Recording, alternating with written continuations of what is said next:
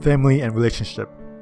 Our next crucial aspect of life is family and relationship. When I am talking about family, many people would assume that it has something to do with an individual nuclear immediate family. This are our mom and dad and siblings. High school students like you should appreciate your time with your parents since you guys are still living together. Since moving out of your home is a character development for any maturities in life, you guys must prepare for it. How do we do that? You guys must be confident and competent with your decisions to move and to be on your own. The reason for this is that all purchases are on you. Your parents and guardians might still relieve some bills so it doesn't have to be overwhelming. However, there's a saying, give a man a fish and you will feed him for a day. Teach him how to fish and you feed him for a long time. With this being said, we need to seek out advice from them. Have a quality conversations with them and ask them about their achievement and mistakes. Ask them how to build a great home like the one they have built. Many reasons can make an amazing home. One example of this is their romantic relationship. If the parents are still happy and healthy, it is obvious that their relationship is a success. Some people may ask, what if they are hiding it from their children?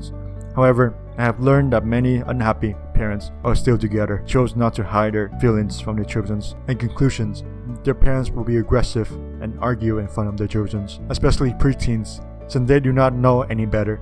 They will follow the lectures and actions of their parents. This is why leading by example is important. The children's character and personalities will be affected. Therefore, they sometimes continue the cycle of relationship treatment when they are an adult. If you, a high school teenager, know about this knowledge and reflect on your childhood, talk with your parents or at least one of your parents about their relationship so you cannot repeat the cycle in the future. This is one way to have a good home in the future. Another way, you seek advice outside of your immediate households and connections. One of the best ways to learn how to build good families and relationships is through research knowledge from online learning. One of the best ways to do this is through YouTube. YouTube University is the unofficial home school for people of all ages, especially teenagers who want to improve their life for the better. How does YouTube help with how to build a good families and relationship? Many content on YouTube are from accredited expert and experienced happily married couple who want to share their knowledge and learning to the world. You can learn from them for free. The first thing you have to do is to find accredited content. The reason why I mention this is because there might be a lot of fakers on YouTube, since everyone can upload anything on YouTube for free. Here are some of the best advice I have learned about relationship on YouTube.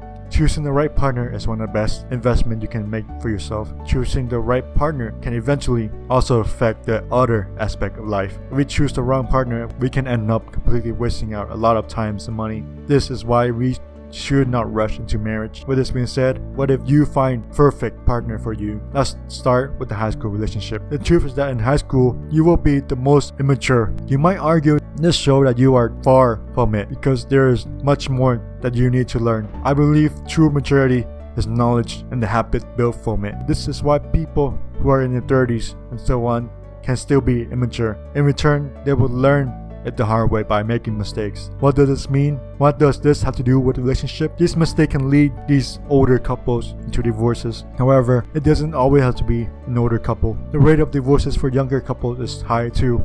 This is why we need to find the right partner in the beginning and not make decisions on feelings alone.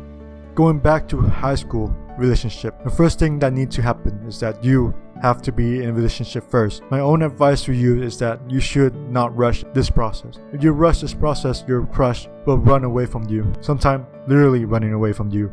The best way to have a girlfriend or a boyfriend is through connections first. Talking to them and getting to know them. If you cannot talk to that person, you are socially awkward and have no confidence. Speaking from experience, we need to train this weakness of being socially awkward. The best way to train this is just work on becoming more extroverted, talking to more students in school, and focus more on talking to the opposite gender that you consider to be a potential good friend. When you build these social skills, you will tend to be relaxed and confident when talking to anyone, let alone your crush. We have covered when to talk to your crush. It is about walking up and talk to that person normally.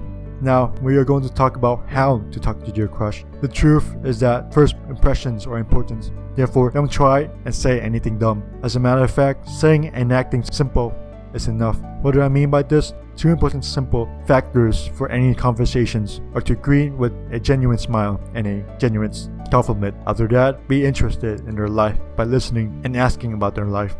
When I was in high school, I was socially awkward and didn't know about this information at that time. It wasn't until a few years after high school that I finally learned and practiced the strategies. I have a few crushes, but I had a feeling of love at first sight when I was in high school. I was too direct and asked them to be with me before actually getting to know them better first. I ended up ending my high school journey with 0 relationship experiences. This taught me a huge lesson. Therefore, I want to share it with you guys.